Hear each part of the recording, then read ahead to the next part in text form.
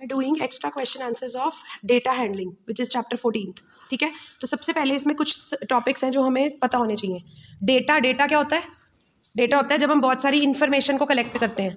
जैसे आपके स्कूल में अगर मैं आ जाऊँ कि कितने बच्चों को मैथ्स अच्छी लगती है, कोई कहेगा हाँ, कोई कहेगा ना, रोल नंबर 1 से स्टार्ट हो जाऊंगी, yes no yes no yes no, वो होता है डेटा।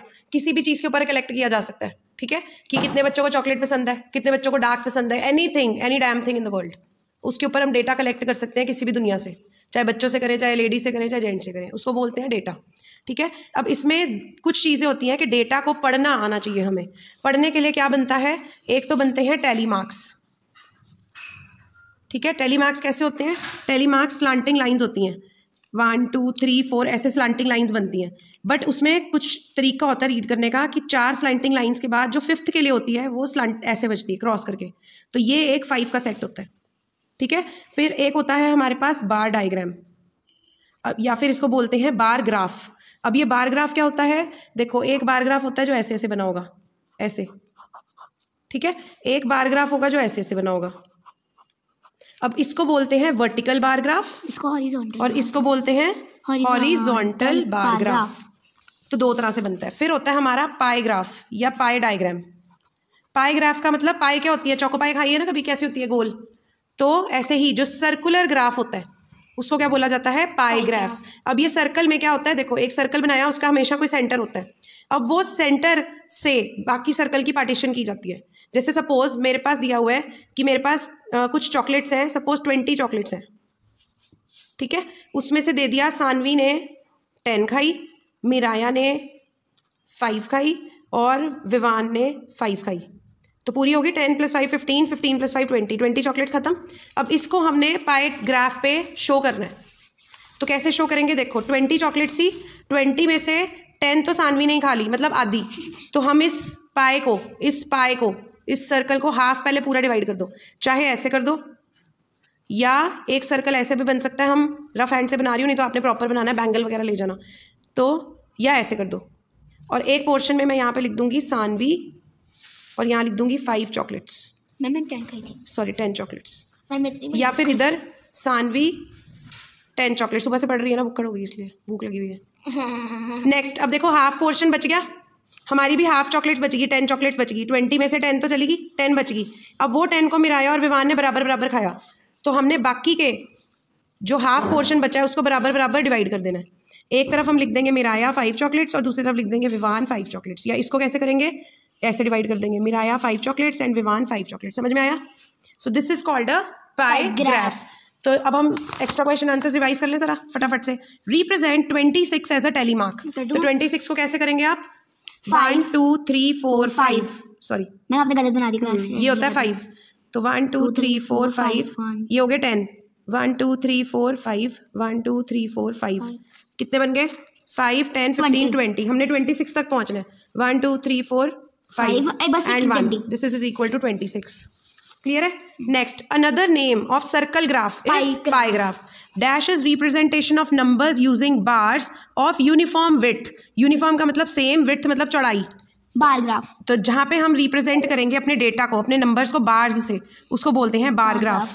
फिर देखो, अब वो कह रहे हैं हॉरिजॉन्टल ग्राफ गिवन है, किसका? अंशी की इनकम का, जनवरी से लेके मई तक। ये देखो, जब भी ग्राफ बनाते हैं 0 से शुरू करते हैं, 0 से लेके यहाँ जब लाइन मारते हैं तो एरो बनाते हैं क्योंकि ये आगे बढ़ सकती है लाइन, और इधर भी जब हम बनाते हैं वर्टिकल लाइन तो हम एरो बनाते हैं क्योंकि ये लाइन आगे एक्सटेंड हो सकती है। अब हॉरिजॉन्टल ग्राफ कह रहा है, ये देखो, इसके इस तरफ है मंथ्स, इस तरफ है उसकी इनकम। तो वो क्या कह रहे हैं? इन विच मंथ डिड अंशी अर्न 1500, 1500। तो 1000 से ऊपर, 2000 से नीचे, तो मिड में ये है 1500, ये पहुंचा मार्च में। What is the highest income of अंशी? अंशी की सबसे ज्यादा इनकम क्या है? ₹5000। तो यू विल मेंशन ₹5000। अगर वैसे आपको पूछेंगे how much she earned in January, 1000 जनवरी में, मैम 1000 बेटा, where is January? sorry 2000। Where is February? How much she earned in February? Ma'am 1000। How much she earned in March? 1500। हाँ, how much she earned in April? अप्रैल 300 है,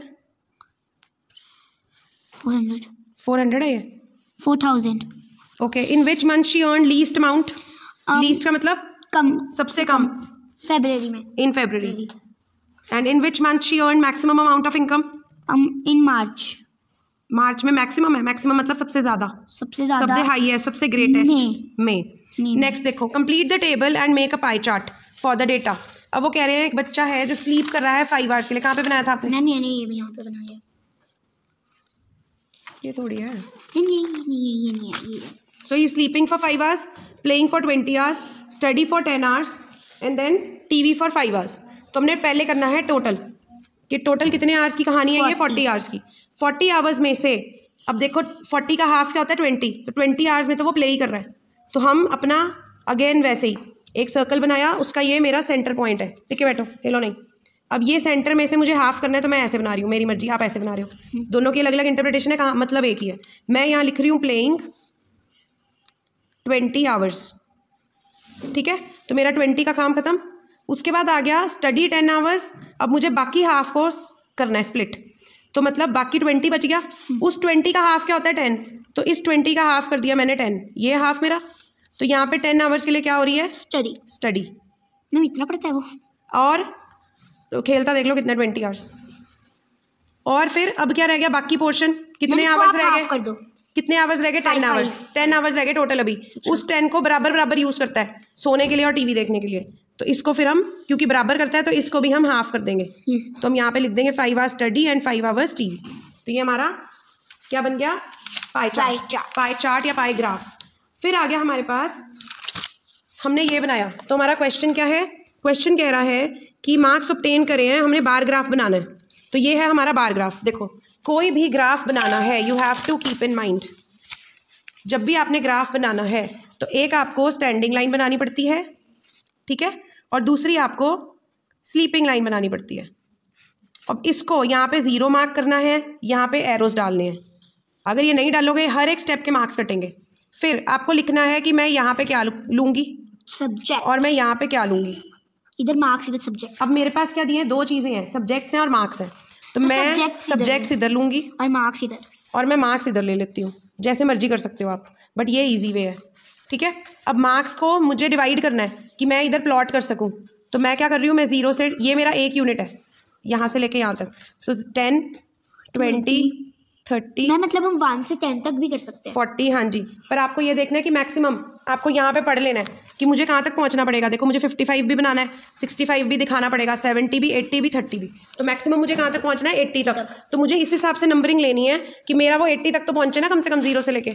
आई समझ? तो अब मेरे को लग रहा है कि मेरी जगह कम है, तो मैं 10-10 का डिफरेंस ले रही हूँ। 40, 50, 60, 70, 80 और 90। ठीक है, यहाँ पे क्या ले रही हूँ मैं? सब्जेक्ट्स। तो पहला सब्जेक्ट क्या है? इंग्लिश। तो मैं यहाँ से लेके यहाँ तक एक बार बनाऊंगी, उसको लिख दूंगी इंग्लिश। दूसरा सब्जेक्ट क्या है? हिंदी। तो ये मेरा हिंदी का बार हो जाएगा। थर्ड सब्जेक्ट क्या है? पंजाबी। तो ये मेरा पंजाबी का बार हो जाएगा। नेक्स्ट सब्जेक्ट कौन सा है? मैथ्स। ये मेरा मैथ्स का बार हो जाएगा। ये आपने लाइन सब स्केल से मानी, मैं तो फ्री हैंड बता रही हूँ। ठीक है, फिर ये बनानी है साइंस। तो ये साइंस का बार हो जाएगा मेरा। अब मुझे क्या लिखना है? सबसे प्लॉट करने से पहले मेन चीज़ आपको यहाँ पे लिखना होगा स्केल, कि मैं क्या स्केल ले रही हूँ।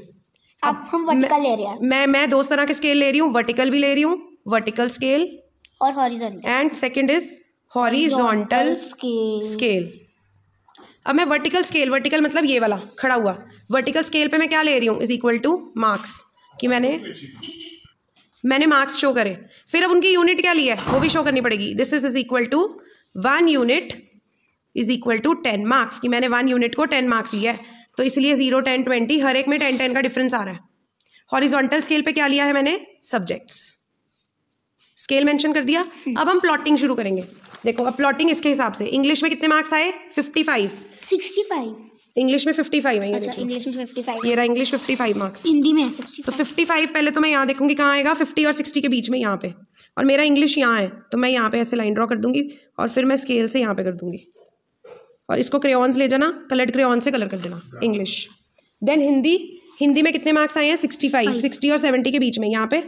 तो यहाँ आप लिख सकते हो 65, और इसके सामने हिंदी मेरा कहाँ है? यहाँ पे, ये है ना मेरा हिंदी। Yes ma'am. तो ये यहाँ पे आ जाएगा हिंदी, और यहाँ से पूरा नीचे तक यहाँ कर दोगे। ठीक है, नेक्स्ट कौन सा है? पंजाबी। 70 मार्क्स। तो 70 कहाँ है? इसी लाइन पे, और ये मेरा पंजाबी है। तो मैं यहाँ से यहाँ पे करूँगी, और हेयर एंड हेयर, इसको किसी और कलर से कलर कर देना। मैथ्स में आए 80 मार्क्स। मैं मैथ्स में क्यों 80 मार्क्स आए? क्योंकि जो पढ़ने वाले बच्चे होते हैं ना उनके मैथ्स में सबसे ज़्यादा आते होते हैं, क्योंकि मैथ्स में किसी चीज़ का रट्टा नहीं चाहिए, मैथ्स में सिर्फ अंडरस्टैंडिंग चाहिए। सबसे ज़्यादा कम इंग्लिश उसमें। और फिर क्या है, साइंस में 30 मार्क्स, ये रहे 30, और मेरी साइंस का है यहाँ पे और 30 है यहाँ पे। मैं पहले हमको बेस बनाना होता है, उसके बाद ये मैंने ड्रॉ करना होता है। हाँ जी, बस ये मेरा बन गया पैराग्राफ, दैट्स इट। आपको सबसे इंपॉर्टेंट क्या है, 0, ये दोनों एरोस, फिर आपको बताना है मैं इधर ले रही हूँ मार्क्स, इधर सब्जेक्ट्स कौन कौन से वो मार्क कर देने हैं, और ये यूनिट क्या ले रही हूँ वो। फिर प्रॉपर स्केल मेंशन करना है आपको कि मैं यहाँ पे क्या वर्टिकल स्केल क्या ले रही हूँ, हॉरिजॉन्टल क्या ले रही हूँ। क्लियर है? नेक्स्ट क्वेश्चन आ गया है कि आपने टेली मार्क्स बनाने हैं। टेली मार्क्स में देखो क्या गिवन है, the scores obtained in 20 throws of dice, मतलब 20 बारी डाइस फेंका तो कभी 5 आया, 4 आया, 3 आया, 2 आया। डाइस पता है ना, जिससे लूडो खेलते हैं। तो जब पहली बारी फेंका तो क्या आया 5, दूसरी बारी फेंका 4, तीसरी बारी फेंका 3, फिर 2, फिर 1, ऐसे 20 बारी फेंका, उसका हमने रिकॉर्ड कर लिया डेटा। ये इन्फॉर्मेशन है, ये डेटा है। इसके हिसाब से आपने टेली मार्क्स बनाने हैं कि 5 कितनी बारी आया, 4 कितनी बारी आया, 3 कितनी बारी आया। समझ आई? तो हम ऐसे बनाएंगे, स्कोर्स को ले लेंगे। कितने स्कोर्स चाहिए हमें, देखो इसमें पढ़ के पता चलेगा कहाँ तक आ रहे हैं। 1 भी है, 2 भी है, 3 भी है, 4 भी है, 5 भी है, 6 भी है। 6 तक ही है क्योंकि डाइस में नंबर ही 6 होते हैं। तो हमने ये ले दिया स्कोर्स ऑफ डाइस, 1 2 3 4 5 6। अब हम क्या करेंगे, हम यहाँ से उठाएंगे 5, पहली रीडिंग क्या है 5, तो हम 5 के आगे 1 टेली मार्क बना देंगे और यहाँ पे 5 को कट कर देंगे ताकि कोई कंफ्यूजन ना हो। फिर 4 पे, फिर नेक्स्ट रीडिंग क्या है 4 को यहाँ से करो कट और 4 के आगे एक टेली मार्क बना दो। ऐसे ही आगे बनाते जाना है। तो हमारा ये क्या रीडिंग आई, देखो कि जब हमने डाइस फेंका तो 1 नंबर कितनी बारी आया, 4 बारी, 2 नंबर कितनी बारी आया, 4 बारी, 3 नंबर कितनी बारी आया, 3 बारी, 4 भी कितनी बारी आया, 3 बारी, 5 भी 3 बारी, 6 भी 3 बारी। और आपने चेक करना है कि ये टोटल 20 ही आना चाहिए, क्योंकि यहाँ उन्होंने बोला है कि हमने 20 टाइम्स डाइस थ्रो करा था। तो हमारे को यहाँ से पता चल जाएगा कि हमारा ये और ये सही है, क्योंकि यहाँ पे भी टोटल 20 है और यहाँ पे भी 20 था। ठीक है, फिर आ गया नेक्स्ट क्वेश्चन। नेक्स्ट क्वेश्चन क्या कह रहा है कि टोटल चिल्ड्रन हमारे कितने हैं, 48 स्कूल बस में। अब कुछ बच्चे बस से जा रहे हैं, कुछ कार से जा रहे हैं, कुछ पैदल जा रहे हैं। आपको how many children go by school bus, सबसे पहले तो ये निकाल लो, फिर पाईग्राफ बनाओ। तो हमने कैसे करना है, ये टोटल चिल्ड्रन है 48, children go by school bus is ही हाफ। क्वेश्चन में दिया हाफ मतलब 1/2, हाफ किसका हाफ, 48 का हाफ, तो 1/2 ऑफ 48। 1/2 ऑफ का मतलब होता है मल्टीप्लाई, तो फ्रैक्शन यूज हो रही है। तो आपको इसीलिए ये चैप्टर सारे इकट्ठे कराए गए हैं। आप कुछ भी वो नहीं कर सकते कि मैं चाहे पाई चार्ट अलग बनाऊंगी और पाई चार्ट सीखने के लिए मैं फ्रैक्शन भूल जाऊंगी या डेसिमल भूल जाऊंगी। All the chapters are linked. मतलब मैम इसके अंदर वो भी मनी के चैप्टर के अंदर सबसे यहाँ पे मनी भी आ सकती है पाई चार्ट बनाने के लिए। तो आपको सारे चैप्टर्स लिंक्ड हैं, इसलिए ये इकट्ठे कराए गए हैं और सबका कंसेप्ट भी सेम है। तो ऐसा कुछ भी नहीं है कि आप कंफ्यूज हो सको, क्योंकि सारे चैप्टर्स में एक ही बात चल रही है, फ्रैक्शन से डेसिमल बन रहे हैं, डेसिमल से फ्रैक्शन बन जाती है वापस। ठीक है ना, या डेसिमल वाले चैप्टर से ही पैसे लिंक्ड है, मनी लिंक्ड है, रुपीज और पैसे के बीच में डेसिमल लगता है, तभी रुपीज और पैसे सेपरेट होते हैं। समझ आई? आपने हमको मेरे को मनी में भी डेसिमल बनाना सिखाया। हाँ जी। तो अब 1/2 ऑफ 48 हो गया, 1/2 मल्टीप्लाई बाय 48, 1 × 48 इज 48 अपॉन 2। अब इसको आप सेपरेटली डिवाइड करके देख सकते हो, आपका आ जाएगा 24। तो 24 चिल्ड्रन गो बाय स्कूल बस। फिर आ गया चिल्ड्रन गो बाय कार, तो यहाँ दिया हुआ है 1/4 of them go by car. तो 1/4 किसका, कार, 1/4 ही दिए हुए। तो 1/4 ऑफ 48, क्योंकि टोटल बच्चे 48 है ना, तो टोटल बच्चों का ही 1/4 होएगा। तो जब हमने 1/4 ऑफ 48 किया, क्या निकला, 1/4 इंटू 48, 1 × 48 इज 48/4। फिर 48 को आप 4 से डिवाइड करोगे तो आंसर क्या आ जाएगा, 12। तो मतलब 48 में से 24 बच्चे जा रहे हैं स्कूल बस से और 12 बच्चे जा रहे हैं कार से।